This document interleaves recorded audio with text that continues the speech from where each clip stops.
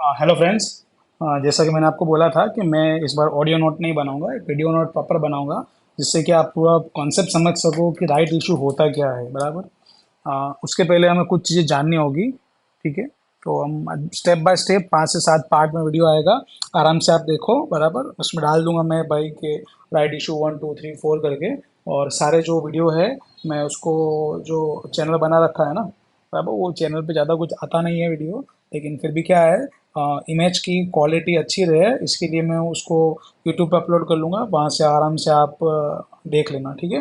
Right issue 1 2 3 4 ऐसे करके होगा, आप देख लेना। आपको प्रॉपर समझ में आ जाएगा कि क्या चीज़ें हैं क्या चीज़ें नहीं है। ओके, स्टार्ट करते चलो। जब भी कोई कंपनी को कैपिटल रेज करना रहता है, बराबर, समझो आप एक कंपनी हो। ठीक है। आपको पैसा उठाना है, उसके दो तरीके होते हैं। एक होता है डेट, बराबर, एक होता है इक्विटी। ओके। डेट यानी क्या हो गया? लोन, बराबर, उधार, जिस पे लगता है इंटरेस्ट। बराबर। टाइम पीरियड के लिए हो सकता है। बराबर। ये शॉर्ट टर्म भी हो सकता है, लॉन्ग टर्म भी हो सकता है। ठीक है।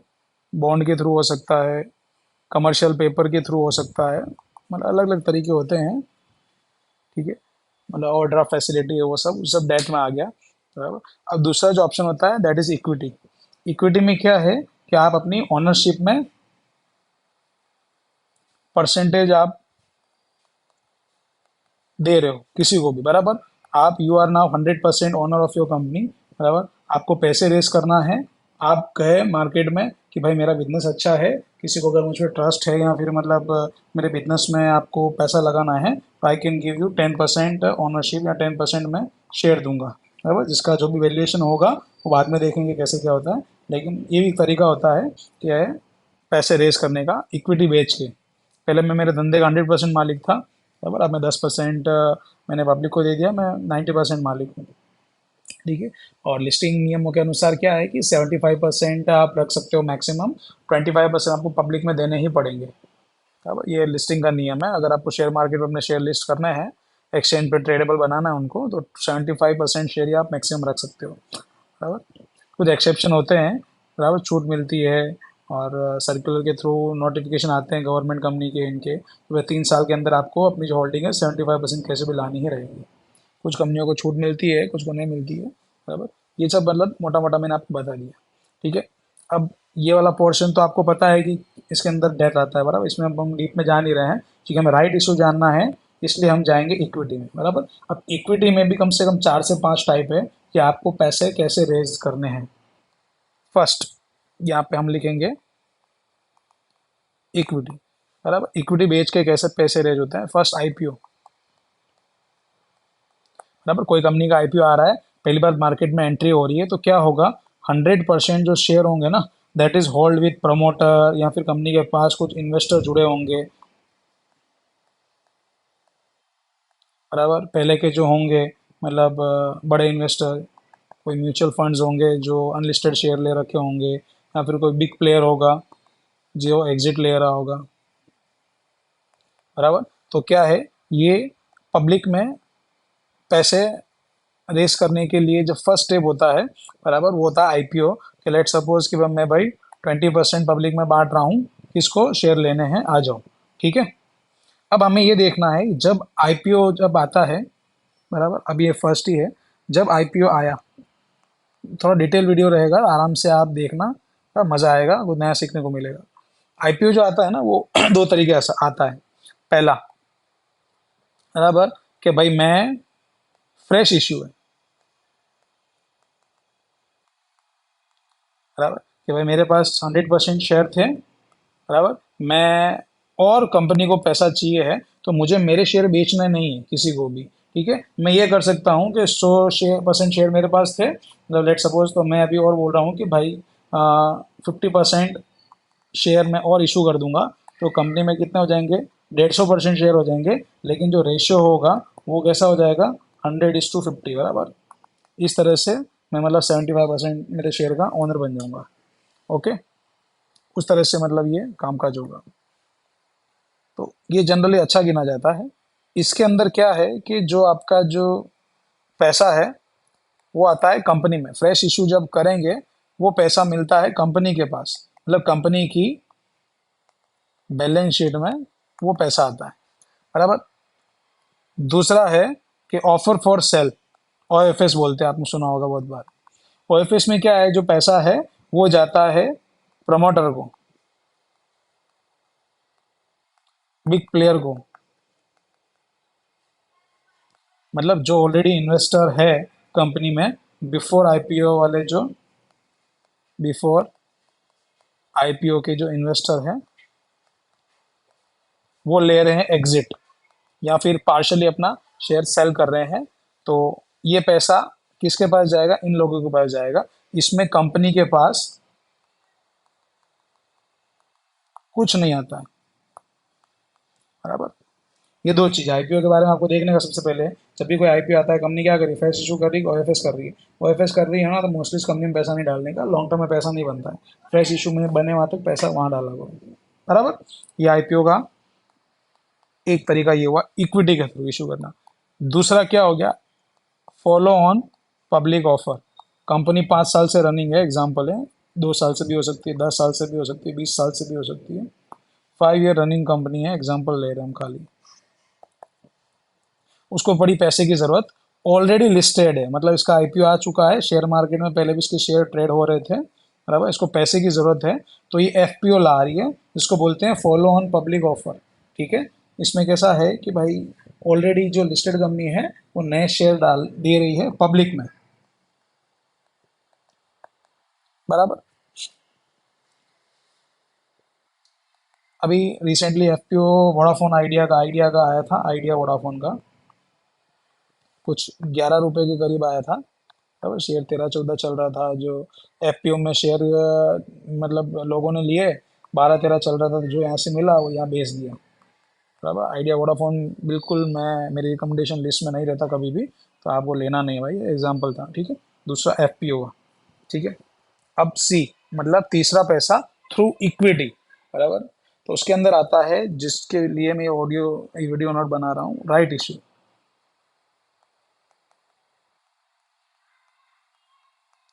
मोस्ट इम्पोर्टेंट, बराबर। इसमें क्या है, और हाँ, एफपीओ होगा ना तो इसमें भी पैसा आता है कंपनी के पास, ओके। मतलब ये खास देखना है पैसा किसकी जेब में आ रहा है, कंपनी के बैलेंस शीट में आ रहा है या फिर जो इन्वेस्टर है उसकी जेब में आ रहा है। हमारे लिए ये अच्छा होता है कंपनी की जेब में पैसा जाए, क्योंकि हम पैसे कंपनी में लगाते हैं। कंपनी में पैसा जाएगा तो कंपनी उस पैसे का जो भी उपयोग करना है वो करेगी, ठीक है। अब राइट इशू, राइट इशू में क्या होता है कि एक कंपनी में ऑलरेडी समझो 4 इन्वेस्टर हैं, ABCD, बराबर। और ये आउटसाइड वर्ल्ड है, आउटसाइड पब्लिक, ठीक है। अब कंपनी का शेयर ऑलरेडी चल रहा है 350 रुपये में, बराबर। ये ट्रेडेबल है, आपने ए ने बी को बेचा, बी ने सी को बेचा, सी ने डी को बेचा, जनरल ट्रेड होता रह रहा है, तो कंपनी के पास कुछ पैसा आ नहीं रहा, जनरल ट्रेड चल रहा है। इसका भाव बढ़ भी सकता है, घट भी सकता है, डिपेंड ऑन कंपनी का परफॉर्मेंस कैसा है, मार्केट का सिनारियो कैसा है, सेंटीमेंट कैसे हैं, डिमांड सप्लाई कैसी है, स्पेकुलेशन कैसा हो रहा है, मतलब एक चीज़ पे निर्भर नहीं होता, कभी डायनामिक होता है, ठीक है। अब कंपनी को पड़ी पैसे की ज़रूरत, कंपनी ने एक चीज़ की कि भाई मेरा शेयर 350 का चल रहा है ना, ABCD, तुम्हारे पास मेरा शेयर है, तो एक काम करो, तुम्हारे पास अगर समझो 10 शेयर है, बराबर, तो मैं तुम्हें 5 शेयर नए दूंगी, बराबर। किस भाव पे, लेट सपोज 250 के भाव पे, बराबर, डिस्काउंट, बराबर। डिस्काउंट पे मिलेगा तभी तो लोग लेंगे ना, नहीं तो ये मार्केट से उठा लेंगे, बराबर। ये होता है एग्जिस्टिंग शेयर होल्डर को रिवॉर्ड करने के लिए, एग्जिस्टिंग शेयर होल्डर को रिवॉर्ड करने के लिए ये किया जाता है, बराबर। तो इसमें क्या होगा कि भाई 10 के बदले 5 शेयर, बराबर। अब मेरे पास समझो 100 शेयर थे, ठीक है, तो मुझे 50 शेयर नए मिलेंगे 250 रुपए के भाव के, बराबर। पहले मेरे पास 350 का एक शेयर हुआ करता था, बराबर। अब मेरे पास 250 रुपये का भी आधा शेयर होगा, अगर प्रोपोर्शनेट गिनूँ तो। ठीक है। अगर मेरे पास 100 शेयर है कंपनी में, तो मुझे 50 शेयर 250 के भाव पे नए मिलेंगे। और ये पैसा 250 मल्टीप्लाई 50, बराबर। तो ये जो पैसा है वो क्या है, कंपनी के पास चला जाएगा। 12,500 रुपये कंपनी के पास चला जाएगा, मेरे को 250 शेयर मिल जाएंगे। ये होता है राइट इशू। ये इस तरह वर्क करता है, और ये हमेशा एग्जिस्टिंग शेयर होल्डर को ही दिया जाता है, इसमें कोई बाहर की पब्लिक नहीं आती है। हाँ, इसमें ये कर सकते हो कि इसमें आपको जो राइट इंटाइटलमेंट मिलेगा ना, कि शेयर इशू होने से पहले इसका जो राइट इंटाइटलमेंट होता है, पहले ऐसा नहीं होता था लेकिन अभी ऐसा होता है कि राइट इंटाइटलमेंट जो है वो ट्रेडेबल है। कि भाई मैं, मेरे पास समझो 250 रुपये नहीं है, बराबर। लेकिन मेरे पास ऑलरेडी शेयर होल्डर होने की वजह से 50 शेयर का राइट आया है, बराबर। तो होगा क्या कि समझो 350 भाव चल रहा है, बराबर। आपके अकाउंट में 50 जो राइट है वो क्रेडिट हुए हैं। ठीक है। कौन से भाव पे, 250 के भाव पे। तो डिफरेंस कितना चल रहा है, 100 चल रहा है। ये सब थियोरेटिकल एग्जांपल है, फिर वैल्यूएशन कैसे निकलता है सब बताऊंगा मैं आगे आपको। अब जब राइट इशू में इंटाइटलमेंट की वैल्यू कैसे निकाली जाती है, A to Z चीज इसमें आएगी। ठीक है। फिलहाल आप ये देखो 100 है, बराबर। 100 का डिफरेंस चल रहा है, तो इनमें जो मेरे पास 50 शेयर का जो राइट आया है ना 250 पे खरीदने के लिए, तो मैं 50 का जो राइट है वो मार्केट में जिसकी वैल्यू 100 रुपये चल रही होगी, बराबर। तो समझो कि 80 से 100 के बीच में चल रहा होगा भाव। तो मैं, ए ने जेड को ये राइट बेच दिया, भाई मेरे पास जेब में पैसा नहीं है, तो 50 रुपये, बराबर। 50 शेयर मेरे पास खरीदने का राइट है, बराबर। उसका 80 के हिसाब से मेरे को दे दे 4,000, बराबर।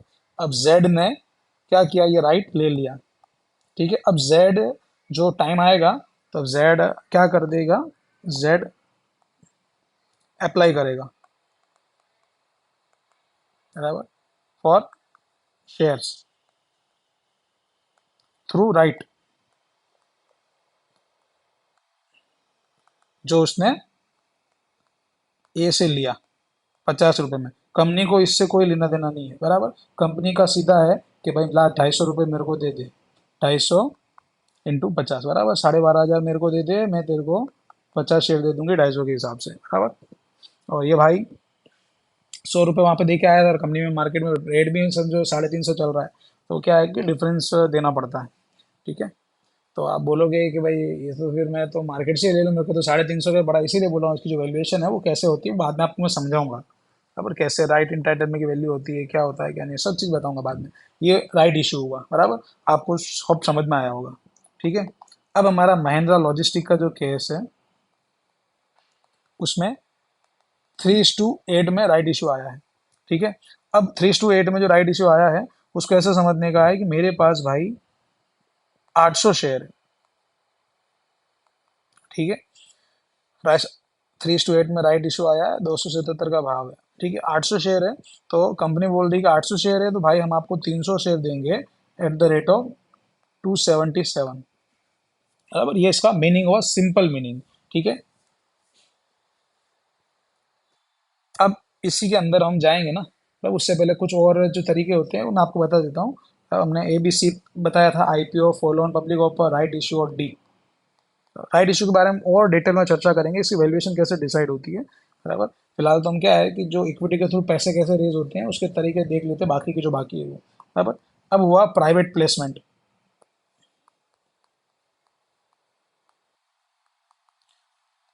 कंपनी एग्जिस्टिंग शेयर होल्डर है, उनको अप्रोच नहीं कर रही है। कंपनी को चाहिए कि मेरे पास है ना कोई, मतलब बड़े प्लेयर, म्यूचुअल फंड, मतलब मैं बड़े बड़े लोगों का, लोगों को मेरे शेयर अलॉट करूं, जिससे नाम आवे कि भाई ये लोग भी मतलब इस कंपनी में इन्वेस्टेड है, ये लोग भी इस कंपनी में इन्वेस्टेड है, तो प्राइवेट प्लेसमेंट किया जाता है। ठीक है। मोरल लेस प्राइवेट प्लेसमेंट और QIP, बराबर, ये किया जाता है बड़े लोगों को, और अदर देन करंट और या फिर एग्जिस्टिंग शेयर होल्डर है उनको छोड़ के बड़े प्लेयर को दिया जाता है, क्योंकि इसमें बड़ा चंक होता है कि भाई मैं 4,000 करोड़, अभी आप देख रहे होंगे कि SBI QIP लाया है 22,000 करोड़ का, तो 22,000 करोड़ जनरल पब्लिक को तो वो इशू नहीं करेगा। जनरल पब्लिक से जब पैसे उठाने होते हैं ना, FPO होता है। FPO तब आता है जब कोई हमको पैसे नहीं दे रहा, बराबर। मोस्टली दिमाग में रखना है, FPO आया એટલે समझ जाने का है कि भाई पब्लिक को माल चिपकाया जा रहा है, कोई लेने के लिए रेडी नहीं है। ठीक है। ये दिमाग में रखना है, FPO में कभी आपको शेयर अप्लाई नहीं करना है। ठीक है। प्राइवेट प्लेसमेंट और QIP, बराबर, ये बड़े लोगों के लिए होता है। 22,000 करोड़ आप और मैं नहीं ले सकते हैं, SBI है, LIC म्यूचुअल फंड है, जितने भी बड़े बड़े फंड हाउसेज है वो सब लेते हैं। ठीक है, ये हमारा एंड हुआ कि इक्विटी के थ्रू पैसे कैसे रेज होते हैं। ठीक है।